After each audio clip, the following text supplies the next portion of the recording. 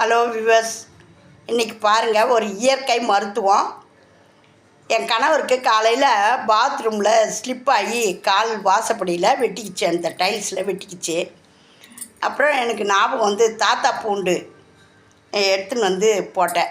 அது ரணமே ஆறிடுச்சு. அதை நான் காட்டுறேன். இன்றைக்கி தாத்தா பூண்டுன்னு சொல்லுவோம். அவங்க வந்து இதை மூக்குத்தி பூன்னு சொல்கிறாங்க, நாங்கள் தாத்தா பூண்டுன்னு சொல்லுவோம். இன்றைக்கி அந்த தழையை நான் காட்டுறேன். சொல்லுவாங்க, இந்த மாதிரி கத்தாழை இருந்தால் நாங்கள் அப்பயே வைப்போம், அந்த ரத்த காயம் போயிடும். அப்புறம் நான் இந்த கோயில் ஓரமாக செவுத்துங்களில் இருக்கும் இந்த செடி. எனக்கு தாத்தா பூண்டுன்னு சொல்லுவோம்.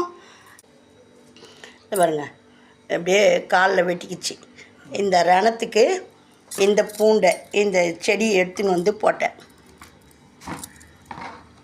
இதுதான் அந்த பூண்டு. இந்த மாதிரி பூ பூத்துருக்கோம். இது தாத்தா பூண்டுன்னு சொல்லுவோம். இந்த இலைய சும்மா வேறு எதுவுமே வைக்கக்கூடாது, வெறும்னே கசக்கி காலில் போட்டால் அந்த ரத்த காயமெல்லாம் உடனே ஆறிடும்.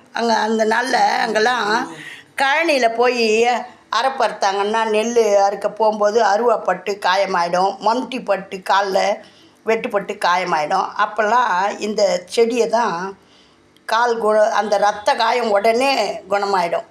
அப்போ இந்த மாதிரி சும்மாவே கசக்கிட்டு போடுவாங்க. பறித்து இப்படி கசக்குனா வரும், இப்படி வந்து இதுவாகிடும். பாருங்க, இப்படி இந்த சாறை அப்படி போட்டால் போகும். பாருங்க,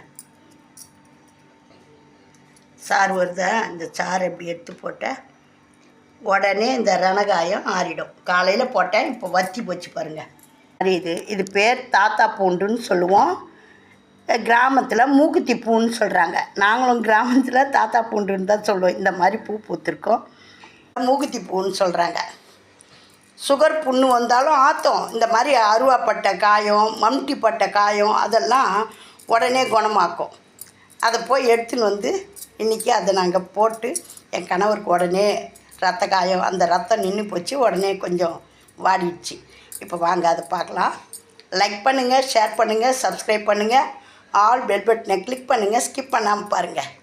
இந்த இயற்கை மருத்துவத்தை செஞ்சு பலனடைங்க. சர்க்கரையினால் புண்ணாயிடுச்சுன்னா, ரணமாயிடுச்சுனாலும் இந்த இலையை கசக்கி போடலாம். சாதாரணமாக செவுத்து ஓரத்துங்களில் தான் இது நிறைய விளைஞ்சிருக்கும். அழகாக இந்த இலையை பறிச்சின்னு வந்து நம்ம ரணகாயத்துக்கு போடலாம். போட்டு பயனடைங்க.